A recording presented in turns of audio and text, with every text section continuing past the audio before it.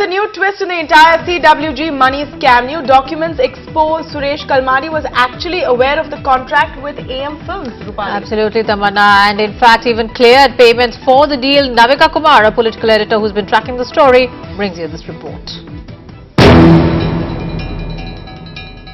First, a complete denial. If there's something wrong there, that I'm not responsible. Then, a threat to sue Times Now for defamation. Where I'm thinking of legal action, including defamation, on Times Now. Then, an insinuation that it was his officials that were involved in the irregularities in payment. I trusted my people, so I said whatever papers I got, I told them. So you are saying you were misled?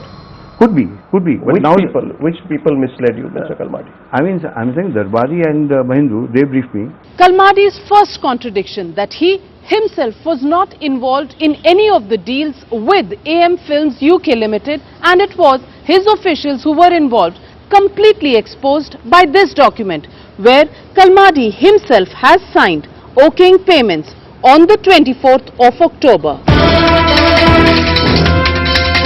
I look at big things. I just see that the Queen's Birthday function should go up very well. I see that the business is going around. Mr. Kalmadi's second claim that he involved himself with only the big picture and that the smaller issues and payments were looked at by his officials, completely exposed by this letter once again, where Mr. Kalmadi has cleared the first tranche of payments to AM Films UK Limited amounting to pounds 1.46 lakhs. You said in your media briefing on Saturday that there was no time for a contract. You are telling me this now as well. No. And no, did you or did you not say, Mr. Kalmadi? They were talking to us that you'll have to do all these things, but we are trying to avoid doing it because we felt that will be extra expenditure. But the negotiation was on. I mean, that negotiation must be on. Now the whole committee is looking into that. Negotiations can't happen without contracts. I agree with you, right? Mr. Kalmadi's third contention that there was not enough time to sign a formal contract with AM Car and Van Hire Company because it was a last-minute requirement completely exposed by this letter, where the AM Car and Van Hire Company is in touch with the organizing committee of Commonwealth Games as early as 22nd of August, clearly enough time before the Queen's Baton Relay on the 29th of October. Why no contract was signed? Only Mr. Kalmadi can answer. So now you admit those emails were incorrect? I don't admit it. Let the committee see. No, what did Darbari tell you? When you met him on Friday, what did he tell you? He and Mahindra both. They said you met them both? They asked for the email. Show me the emails. So they showed me these emails.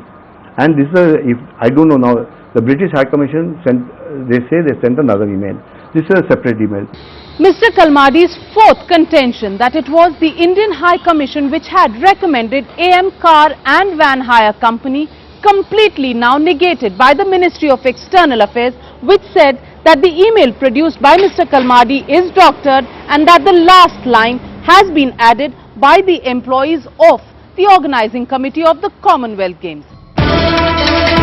Will Mr. Kalmadi now stop passing the buck and will he own up all the evidence that is stacked up against him and quit his position? A question only Mr. Kalmadi can answer. In New Delhi, Navika Kumar for Times Now.